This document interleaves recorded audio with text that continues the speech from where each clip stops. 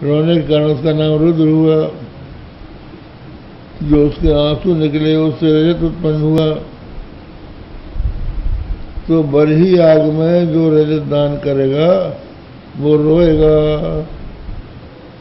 तो इस तात्पर्य इसका नहीं है।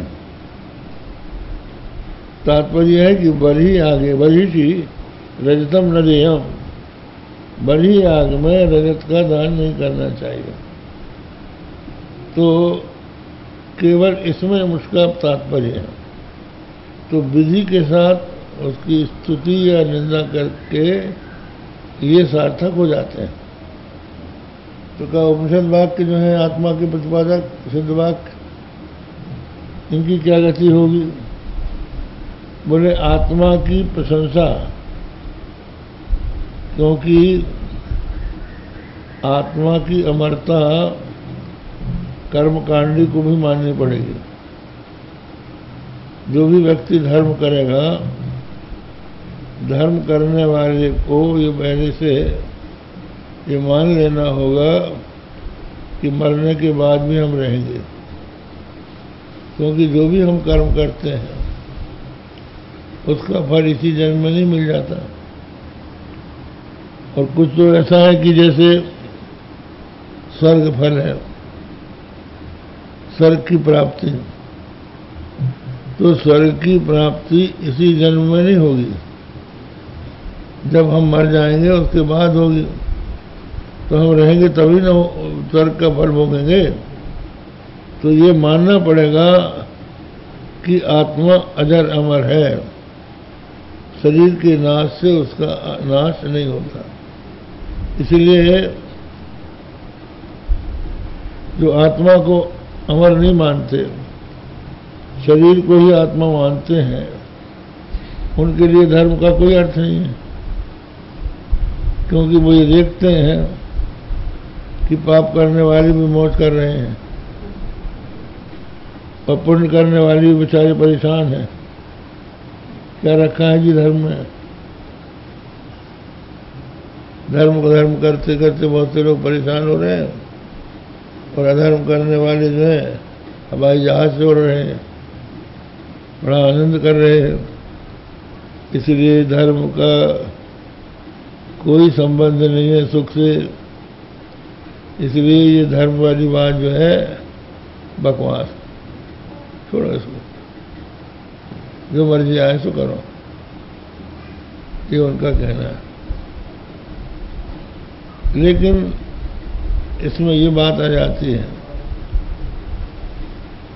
कि किसी भी कर्म का फल क्रमशः होता है। जैसे आपने अपने खेत में बबूल लगाए और उसके बाद आपने फिर फूल के वृक्ष लगाए, फल के वृक्ष लगाए, तो पहले बबूल मिलेगा कि फल मिलेगा?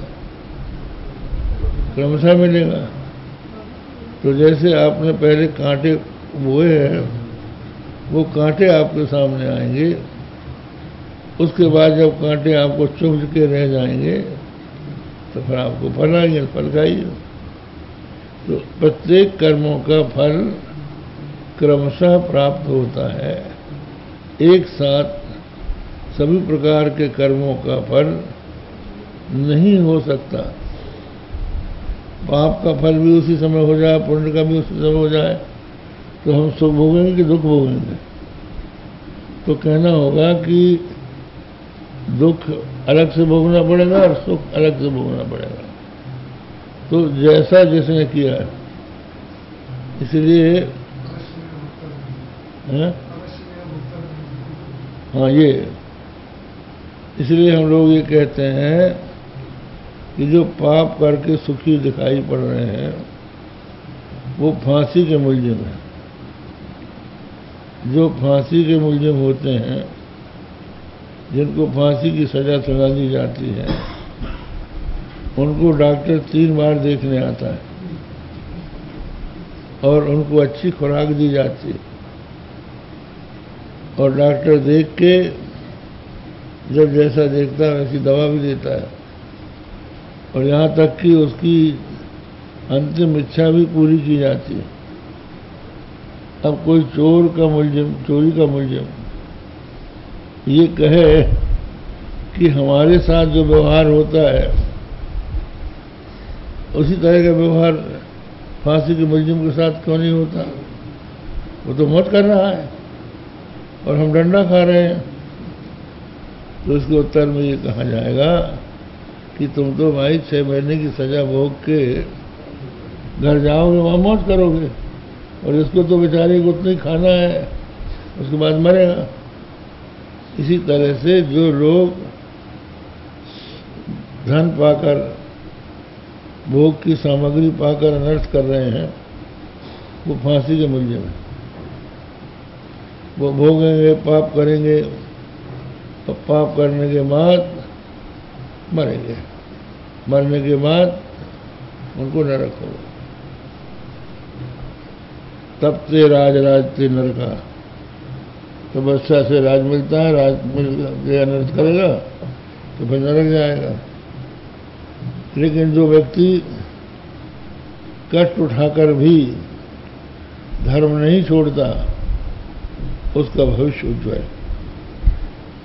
तो कर्मों का फल ये आज की अदालतें नहीं दे पाते हैं, क्योंकि इनके पास प्रमाण नहीं है, सीमित प्रमाण।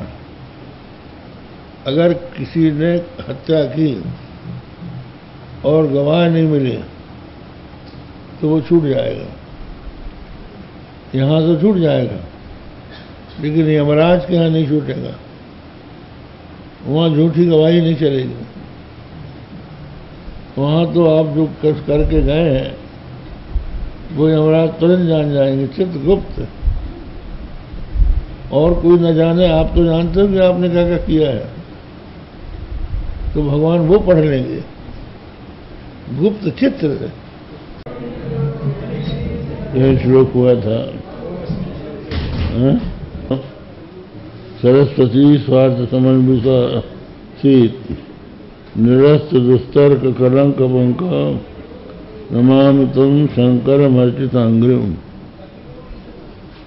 इसका अर्थ यह है कि अर्चितांग्रिम, जिनके चरण अर्चित हैं, पूजित हैं, ऐसे शंकराचार्य कहते हैं कि ये जो चमत्कारी लोग आ जाते हैं,